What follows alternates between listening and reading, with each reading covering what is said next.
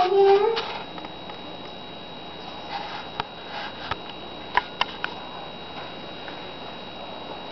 you seen Wall-E? It is a movie about the robot named Wall-E. He was the only one that stayed on Earth. All the people abandoned the Earth and started to live on a spaceship because of the incredibly bad condition of the environment. There was too much trash everywhere, the water and air were very polluted, and it was impossible to live on Earth anymore.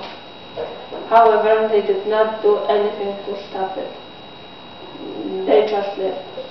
After I watched that movie, I started to think if situation like that the Earth would be too dirty to live on, could really happen.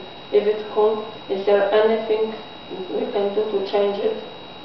An increased risk of extreme weather events such as hurricanes and droughts, a decrease in the availability to fresh water and for hundreds of millions of people, an increase in potentially deadly heat waves and serious food supply problems in Africa and other parts of the world. Those are effects of global warming. As ecologists say might happen in the future. We might not see them, but next generation, our children, grandchildren, their kids will, if we won't start do something to change it, to make a difference. So what can we do to make that difference? I would like to start with something that many of us do not realize it has such a tremendous impact on the environment. It's the bottled water.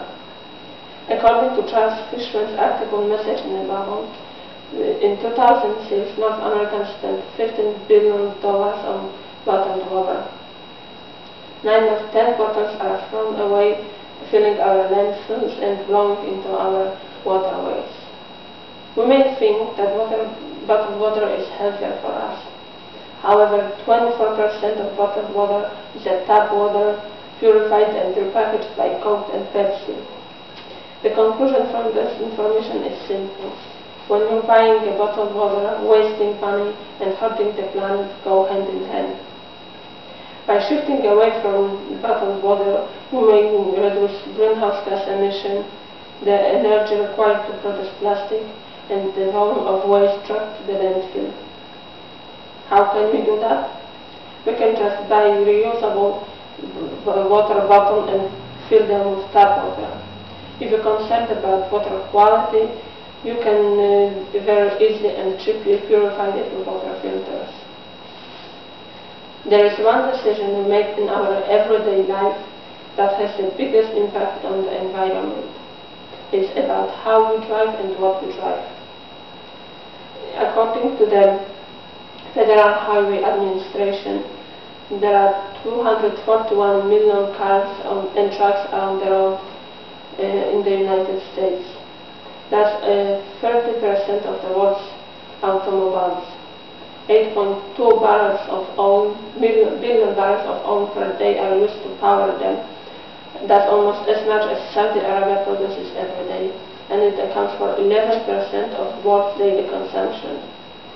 That fills the air with 1,300 million tons of carbon each year, is about 7 tons per driver. We can ask question what we can do. One of the possibilities is to choose a hybrid car. Although they are more expensive, but because of the better gas mileage after a few years, depending on how much you drive, you can get your initial investment back in gas savings.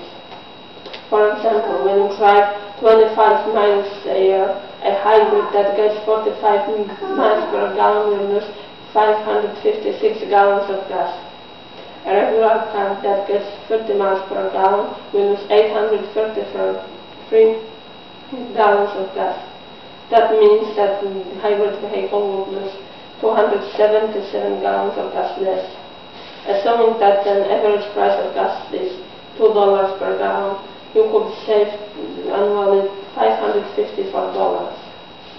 On the Department of Energy Fuel Economy website www.fueleconomy.gov, you can find information about tax breaks on each hybrid vehicle model.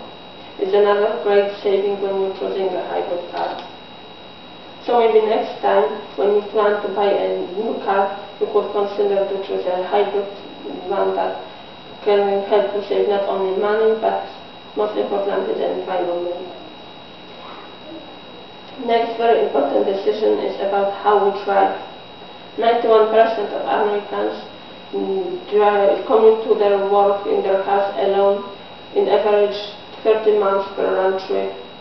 If every person cut out one trip a week by carpooling or using public transportation, the carbon emission could be reduced by 149 million tons annually. And those numbers can be even higher if we do that more often. The next great opportunity to save both the environment and our money is to perform a few changes in our houses. Use plans instead of expensive air purifiers, unplug chargers that are not in use, replace your cleaning products with those that are biodegradable, turn the heat down in the winter and turn the air conditioning up in the summer just 2 degrees. In the winter, open curtains to let the sun warm your home, and in the summer, close them to keep your house cooler. Choose energy starable appliances. Start using reusable grocery bags, and plant trees around your house. They reduce air pollution, conserve water, and reduce soil erosion. To prove those points, I have two great arguments. Americans spend about $4 billion on electricity for things they are not using. And second one is that in 2006 they saved $14 billion on their utility bills by using energy starable appliances that have reduced greenhouse gas emission equivalent to those from 25 million cars. The last but not the least opportunity to protect our environment is something that most of us is already doing, recycling. For example, when we are recycling aluminum cans, we can save 95% of the energy required to create cans from virgin aluminum. Using the same amount of energy, we can make 20 cans out of recycled material and 1 can of the new material. Recycling newspaper or producing it from virgin material can save 40% of energy. As we have seen, there is many possibilities we can choose from to protect the environment and save money in the same time. Some of them are very easy, and we can start with them almost immediately, like start buying bottled water or unplugged unused appliances. Others, however, require more time. We don't have to change our washing machine that is working perfectly only because the other one would be better for the environment. But maybe next time you plan to buy a new washing machine, you could choose the one that has energy start and help the environment.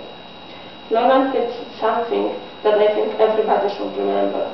We have only one Earth, and its future depends on everyone's seemingly small human activities. It depends on each one of us. Please do not forget about it. Thank you.